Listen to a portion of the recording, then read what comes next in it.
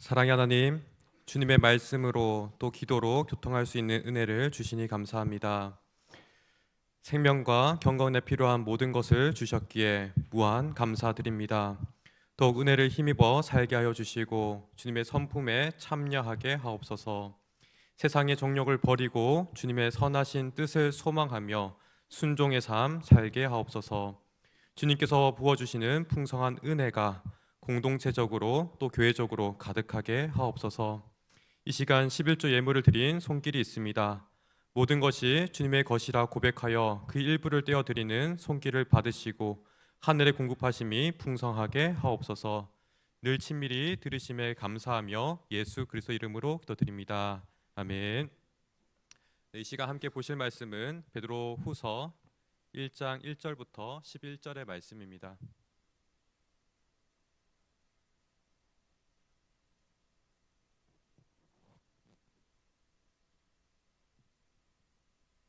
베드로 후서 1장 1절부터 11절의 말씀입니다. 신약 성경 384면에 있습니다.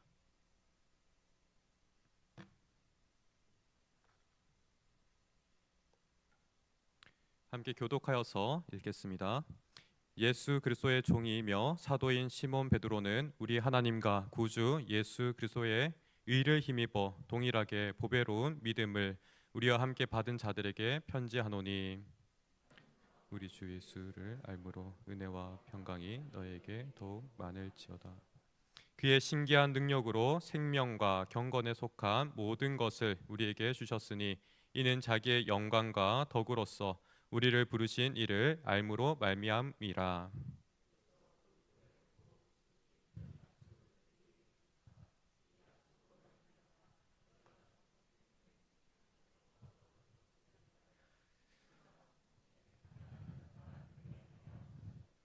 그러므로 너희가 더욱 힘써 너희 믿음의 덕의 지식의 절제를 인내를 경건의 형제 우애를 형제 우애에 사랑을 더하라. 이런 것이 너희에게 있어 흡족한즉 너희로 우리 주 예수 그리스도를 알기 잃지 않고 열매 없는 자가 되지 않게 하려니와 이런 것이 없는 자는 맹인이라 멀리 보지 못하고 그의 옛죄가 깨끗하게 된 것을 잊었느니라. 더욱 힘써 너희 부르심과 택하심을 굳게 하라. 너희가 이것을 행한즉 언제든지 실족하지 아니하리라. 함께 읽습니다. 이같이 하면 우리 주 곧 구주 예수 그리스도의 영원한 나라에 들어감을 넉넉히 너희에게 주시리라. 아멘. 베드로전서와 베드로후서는 한 쌍의 짝으로서 서로의 메시지를 보완합니다. 전서는 세상의 박해에 대해서 어떻게 믿음의 삶을 살아갈 것인가 이것에 대해서 답을 합니다. 그리고 후서는 이 교회 안으로 들어온 세상의 가치에 어떻게 대처해야 되는지 답을 합니다. 어떤 분은 교회와 세상의 이 관계를 놓고서 바다 위를 항해하는 배로 비유하였습니다. 교회는 세상과 분리되지 않고 세상 속에 있습니다. 또 그렇지만 세상과 동시에 구별되어서 구원의 방주의 역할을 합니다. 세상이 바다라고 한다면 교회가 배가 되어서 바다 위를 항해합니다. 베드로후서는 바로 이 세상과의 관계에서 끊임없이 세상적인 가치가 침투할 때 우리가 어떻게 살아가야 할지 논하고 있습니다. 오늘날 우리의 현실은 어떻습니까? 코로나 전후로 교회의 문화가 꽤 달라졌습니다. 개인의 자유를 강조하는 문화가 더욱 가속화되었습니다. 개인의 가치가 소중하고 또 개인의 의견과 또 취향이 점점 중요한 시대입니다. 그리고 교회는 이 또한 이러한 영향을 받고 있습니다. 가장 두드러진 특징은 예배 출석에 대한 부분입니다. 과거에는 출석이 신앙생활에서 가장 기본이었고 잘 지켰습니다. 예배 중심으로 공동체가 아주 함께 잘 모여서 그 공동체성이 강하였습니다. 반면 너무 잘 지킨 나머지 예외 사항을 잘 받아주지 못한 그런 단점이 있었습니다. 정말 불가피한 일로 예배를 빠졌더라도 정죄받거나 또 스스로 죄책감에 빠지기 쉬웠습니다. 반대로 오늘날에는 예배 출석이 하나의 선택 사항처럼 생각하는 경우가 많아졌습니다. 분명히 예외 사항이 있겠지만 어느새 많이 그 경계가 모호해졌고 주의를 힘써 지켜야 한다는 의식이 약해졌습니다. 예배를 하나님 중심으로 드리기보다 나의 만족을 우선하기 때문입니다. 과거와 현재를 모두 경험하고 아시는 분들께서는 이 상황 속에서 딜레마를 느끼실 것 같습니다. 과거로 그대로 회귀할 수도 없고 또 그렇다고 현재의 모습을 마냥 받아들일 수도 없습니다.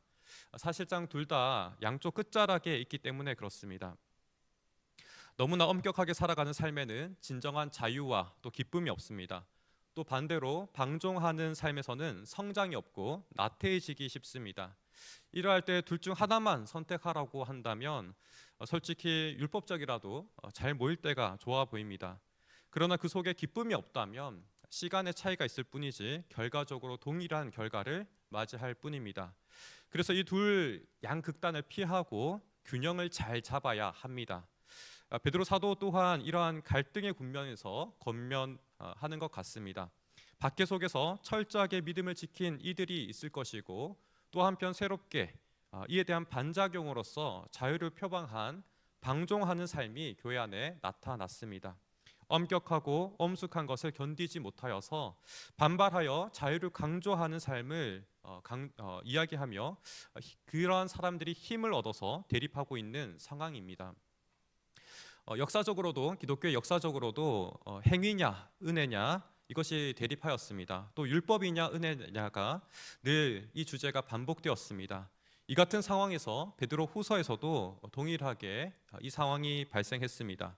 바로 이 국면에서 사도는 두 번째 편지를 했고 이 편지의 내용이 참 적절하였으며 복음의 균형을 찾기에 부족함이 없었습니다. 우리 또한 이 권면의 말씀을 받아서 오늘날 시대적인 도전 앞에서 온전한 믿음으로 살아가기를 소망합니다. 순종하고 믿음으로 살아가는 삶에 평강이 가득하기를 바랍니다. 사도는 편지의 첫머리에서 자신을 소개하며 이전과 다른 표현을 사용했습니다. 바로 예수 그리스도의 사도라고 말하기 이전에 자신을 종이라고, 달리 말하면 노예라고 표현하였습니다. 분명 베드로는 사도이고 자유자입니다. 그럼에도 불구하고 그 자신을 예수 그리스도의 종이라고 하였습니다. 자유롭게 되었다고 하여서 자기 자신이 주인이 될 수가 없습니다. 그것은 자유가 아니라 방종입니다. 세상 삶의 주인은 세상에서는 우리로 하여금 삶의 주인이 우리 자신이라고 말하고 있지만 그것은 또다시 죄의 종으로 돌아가는 것과 다름없습니다. 우리의 창조의 목적을 알지 못하는 행동이고 그 목적을 거스르는 행동입니다. 가령 여기 최신폰이 있다고 했을 때 이 핸드폰을 못 박는 망치로 사용한다면 어떻겠습니까? 이것은 이치에 맞지 않습니다. 우리 또한 마찬가지입니다. 우리 삶에 우리가 주인이 되라고 하나님께서 우리를 창조하지 않으셨습니다. 우리를 가장 잘 아는 그런 사람은 우리 자신이 아니라 하나님이십니다. 결국 진정한 자유는 우리가 어디에 소속되느냐 이것이 문제입니다. 그렇게 베드로는 그리스도께 소속될 때에 그때에서야 우리에게 진정한 자유가 있다라고 말씀합니다. 예수 그리스도의 종이라는 이 수식어는 결코 부끄러운 말이 아니라 기쁨과 참된 만족의 표현입니다. 즉 핸드폰의 원래 기능대로 통화하고 소통하는데 사용하는 것과 같습니다. 심지어 요즘은 이 핸드폰이 시각장애인들의 눈이 되어주고 또 귀가 되어줍니다. 핸드폰이 비록 사물이지만 사람이라고 할 때 이것이 감정을 표현한다고 한다면 참으로 제 기능을 사용할 때 감격할 것입니다. 망치로 사용할 때보다 훨씬 더 기쁘지 않겠습니까? 이어서 베드로는 수신자를 이렇게 부릅니다. 우리 하나님과 구주 예수 그리스도의 의를 힘입어 동일하게 보배로운 믿음을 우리와 함께 받은 자들에게. 제법 긴 수식어인데요. 가장 중요한 것은 믿음을 그리스도의 의로 말미암아 받았다는 것입니다. 베드로전서에서 불로 연단하여 없어질 금보다 귀한 믿음이라고 그토록 믿음을 귀하게 이야기하는데요. 이 믿음을 바로 우리의 열심이 아니라 그리스도의 의로 말미암아 받았다라고 강조합니다. 사도나 그리고 지금 흩어진 나그네와 같은 소아시아에 흩어진 나그네와 같은 이 성도들이나 모두 동일합니다. 그리스도의 의로 말미암아 보배로운 믿음을 받았습니다. 그리스도의 의라는 이 단어를 강조하는 이유는 세상 문화가 교회 안으로 들어왔기 때문에 그렇습니다. 사도의 편지의 서론에서 여러 번 이 흐름에 대해서 경계하는 목소리를 내었습니다. 먼저 8절에서 게으르지 않아야 한다.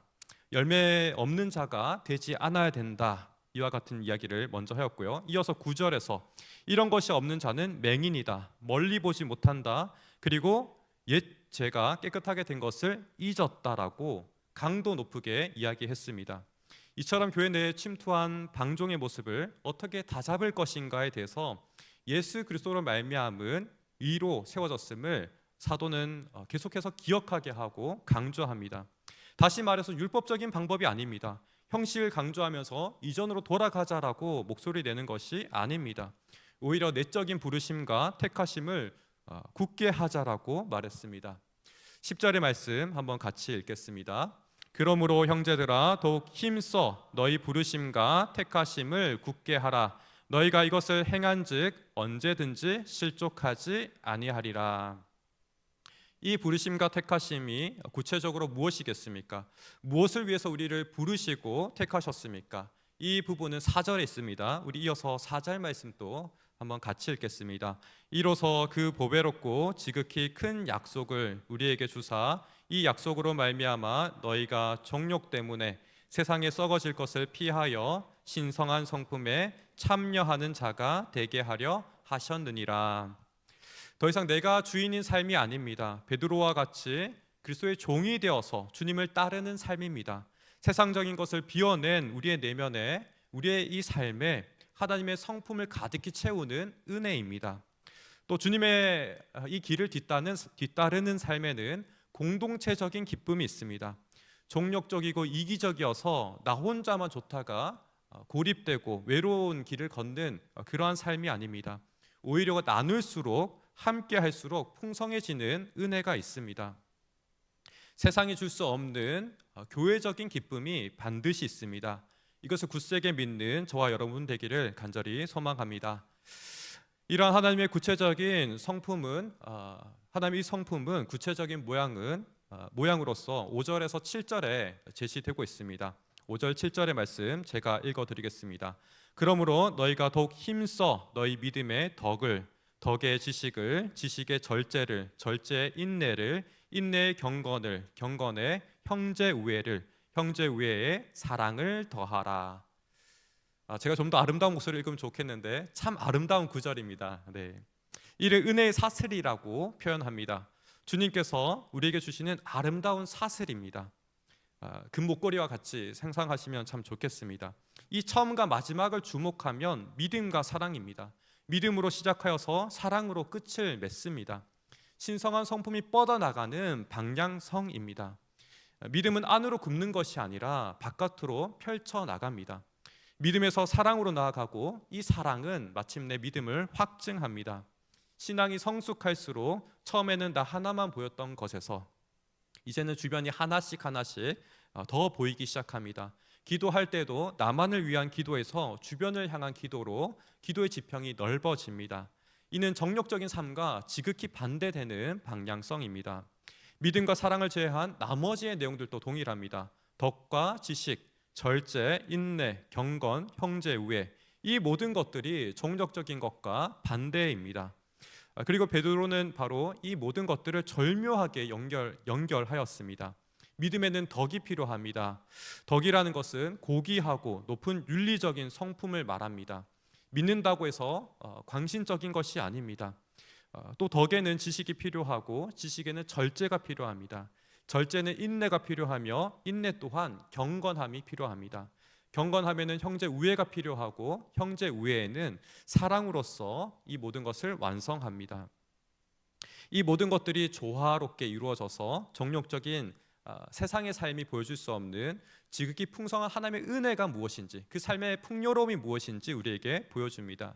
우리로 하여금 이 삶을 맛보아야 한다라고 그는 강력하게 이야기하고 있습니다. 주님께서 예비하신 이 신성한 성품을 우리가 맛보는 삶을 살아라고 초청합니다. 사랑하는 성도님들, 우리 모두 하나님의 이 성품을 간절히 소망하기를 바랍니다. 주님의 그 아름다우심이, 그 향기로움이 우리를 가득히 채우기를 간절히 바랍니다. 우리의 인격과 우리의 삶과 함께하는 이 아름다움이 우리 자신을 넘쳐서 또 공동체를 가득히 채우기를 간절히 바랍니다. 그러나 동시에 우리가 오해하지 말아야 할 것은 하나님의 성품을 소원한다고 하여서 이 성품을 우리가 만들어내는 것이 결코 아닙니다. 이미 3절 상반절에서 하나님께서 주셨다라고 말씀하였습니다. 3절 상반절 먼저 같이 화면을 보시고 읽겠습니다. 함께 읽습니다. 그의 신기한 능력으로 생명과 경건에 속한 모든 것을 우리에게 주셨으니. 매우 충격적이고 놀라운 진술입니다. 또 선언입니다. 우리 생각에는 이전에 없던 것을 더해야 할 것 같고 또 이전에 없던 것을 만들어야 한다라고 생각하기 쉽습니다. 그렇지 않습니다. 이미 하나님의 성품에 참여한 자로서 생명과 경건에 필요한 모든 것을 하나님께서 주셨습니다. 이미 모든 것을 다 주셨습니다.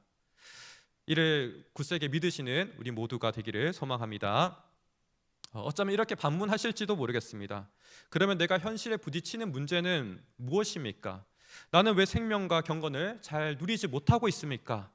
혹은 내 믿음이 잘못된 믿음입니까? 나는 예수 그리스도를 제대로 아는 것이 아닙니까? 이와 같이 질문하실지도 모르겠습니다. 이에 대해서 답을 한다면 이 능력은 먼저 3절 하반절에 있는 것처럼 그리스도를 아는 알므로부터 받았습니다. 화면에도 한번 띄워져 있을 텐데요. 제가 읽겠습니다. 이는 자기의 영광과 덕으로서 우리를 부르시는 이를 알므로 말미암음이라. 분명 이미 주신 생명과 경건 이 모든 것은 3절 하반절에 따르면 하나님을 알므로 주셨습니다. 예수 그리스도를 알므로 이 능력을 받았습니다. 주님의 영광스러운 그 모습과 고귀한 덕과 성품을 아는 것에서 이 능력을 우리가 받았습니다. 분명히 아는 것에서 출발합니다. 만약 우리가 영광스럽고 존귀하신 주님을 알고 있다면, 그 예수님을 알고 있다면 그 다음의 스텝은 주님의 교제로 나아가야 합니다. 이 알문 단순한 지식에 그치는 것을 말하는 것이 아닙니다. 예수 그리스도를 날마다 우리 삶에 인정하고 의지하여서 친밀하게 아는 그러한 깊은 지식입니다. 그냥 한 번 듣고 인정하는 것에서 끝나는 것이 결코 아닙니다. 베드로의 고백과 같이 나는 주님께 소속된 종과 같음을 인정하고 고백하는 삶입니다. 주님 나를 다스려 주십시오. 주님 나를 온전히 통치하여 주십시오. 주님의 통치가 나의 가장 지극한 행복입니다. 이와 같이 주님의 선하심을 인정하며 주님께 소속되기를 소망하는 삶입니다. 주님의 말씀에 내가 순종하겠다는 다짐을 계속해서 하는 삶입니다. 이러한 간구가 결코 주문을 외우는 것이나 공중에 던지는 의미 없는 말이 아닙니다. 내 삶에 실제적으로 스며드는 은혜가 있습니다. 이전에 참지 못하는 것을 참을 수 있고 이전에 절제하지 못했던 것을 절제할 수가 있습니다. 이전에 자만하게 믿었던 내가 겸손하게 배우며 또 익히고 교회에 소속하기를 기뻐합니다. 이러한 고백은 비단 우리가 평안하고 은혜와 감격이 넘칠 때만 하는 고백이 아닙니다. 수련회의 자리나 부흥의 자리에서만 하는 고백이 아닙니다. 오히려 일상의 치열한 그 자리 가운데서 해야 할 고백입니다. 화가 치밀어 오르고 참을 수 없는 그 자리에서 더욱 적극적으로 고백해야 할 고백입니다. 물론 처음부터 쉽지 않습니다. 그래서 우리 삶의 자리 가운데 경건의 습관 또한 참으로 중요합니다. 하루를 시작하며 주님께서 이미 하신 것을 고백하며 시작하면 어떻겠습니까? 어떤 목사님은 새벽 기도회를 가면서 이와 같이 기도한다라고 합니다. 10분 내지 15분을 걸어가면서 계속해서 믿음으로 선포합니다. 예수님의 보혈로 저의 머리를 씻습니다. 예수님의 보혈로 제 가슴을 씻습니다. 주님의 보혈로 제 생각을 씻습니다. 주님의 보혈로 제 감정을 씻습니다. 주님의 보혈로 제 마음을 씻습니다. 주님의 보혈은 정결하게 하는 능력이 있습니다. 예수님의 보혈은 저를 깨끗하게 하십니다. 이렇게 선포한 다음에 성령님 지금 임재해 주시옵소서. 성령님 제 마음을 다스려 주옵소서. 성령님 지금 역사해 주옵소서. 이와 같이 반복하여서 기도한다라고 합니다. 이 목사님이 어떤 신비적인 기도를 드리는 것이 결코 아닙니다. 평소에 말씀을 읊조리며 반복하여 묵상하시는 목사님입니다. 성경 가운데 분명히 이를 근거하고 있습니다. 피 흘림이 없는 죄사함이 없다라고 하였습니다. 주님의 보혈로 우리를 정결하게 하셨습니다. 성령을 따르면 육체 욕심을 이루지 않습니다. 성령으로 행할 수 있습니다. 이미 주님께서 약속하시고 선언하신 그 말씀을 기반하여 우리가 고백하고 믿음으로 선포하는 것입니다. 우리가 친숙하게 잘 아는 이 말씀, 이것을 우리 삶에 계속해서 반복하며 기억하는 것이 중요합니다. 우리 안에 되새기는 것이 참으로 중요합니다. 결국 베드로 사도가 우리에게 말씀하는 바도 동일합니다. 주님의 능력으로 말미암아 내가 하나님의 성품에 참여하는 것입니다. 내 노력이 아니라 하나님께서 이미 이루신 것을 선포하며 믿음으로 맛봅니다. 우리를 부르심과 택하심을 그렇게 굳게 하는 것입니다. 베드로 사도는 이 모든 서론을 마치며 11절의 말씀을 더합니다. 11절의 말씀 제가 읽어 드리겠습니다. 이같이 하면 우리 주 곧 구주 예수 그리스도의 영원한 나라에 들어감을 넉넉히 너에게 주시리라. 이 말씀이 조금 특이합니다. 우리는 이미 영원한 구원을 주어졌다라고 많이 말하는데요, 이 영원한 구원이 주어졌다라고 과거형처럼 완료형처럼 말하지 않습니다. 앞으로 미래에 주실 것이라고 말합니다. 그러나 이 뉘앙스를 잘 분별해야 합니다. 베드로 사도는 현재적인 구원을 강조합니다. 구원이 이미 우리에게 임하였다라고 말했습니다. 이미 생명과 경건에 필요한 모든 것을 주셨다라고 선포하였습니다. 그렇기 때문에 구원은 저 내세에 맛보는 것이 아니라 이미 현재에 맛보는 것이라고 강조하는 것입니다. 현재의 구원을 맛보면 내세의 영원한 생명은 반드시 뒤따르는 것입니다. 세상이 이해하지 못할 생명은 지금 또 우리와 이렇게 함께하고 있습니다. 마지막으로 권면의 말씀으로 설교를 마치고자 합니다. 사랑하는 성도님들, 이미 생명과 경건에 필요한 모든 것을 주신 주님을 더욱더 적극적으로 의지하기를 바랍니다. 주님께서 이미 이루신 것을 믿음으로 받아들이며 온전히 누리는 우리 모두가 되기를 소망합니다. 매일매일 주님께서 이루신 이 복음을 입술로 선포하고 고백합시다. 그리하여서 주님의 통치를 받아 순종하는 기쁨을 맛보기를 바랍니다. 베드로와 같이 예수 그리스도의 종됨을 기뻐하고 감사할 수 있는 우리가 되기를, 그것이 가장 고상한 은혜임을 선포하기를 원합니다. 그리하여 우리 모두가 주님의 부르심과 택하심을 굳게 하기를 간절히 소망합니다. 이러한 풍성한 은혜가 저와 우리 여러분들 모두에게 함께하기를 간절히 축복합니다. 말씀을 기억하며 우리 함께 기도하기 원합니다. 두 가지 기도 제목으로 같이 기도하겠습니다. 생명과 경건에 속한 모든 것을 주셨음을 우리가 매일매일 믿음으로 선포하고 적용하며 살아갈 수 있도록 우리 간구하기 원합니다. 또 두 번째로는 삶의 고난과 유혹이 있을수록 부르심과 택하심을 굳게 하며 살아갈 수 있도록 현재적으로 주어지는 이 구원의 능력을 맛보며 살아갈 수 있도록 우리 담대하게 기도하기 원합니다. 우리 다시 한번 주님의 이름을 의지하여 기도하겠습니다.